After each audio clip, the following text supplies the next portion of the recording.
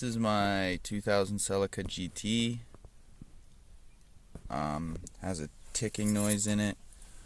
I'm not sure if it's a timing tensioner, serpentine tensioner. It could even be a little bit of piston slap. I'm not sure. That's why I'm going to upload this. I'm going to start it.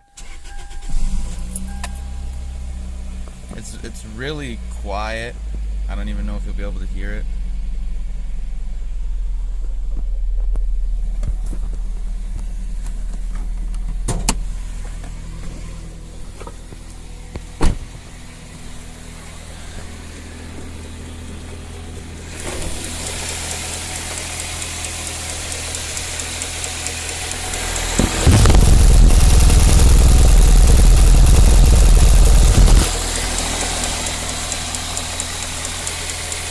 That's where my timing chain, alternator, and belts are.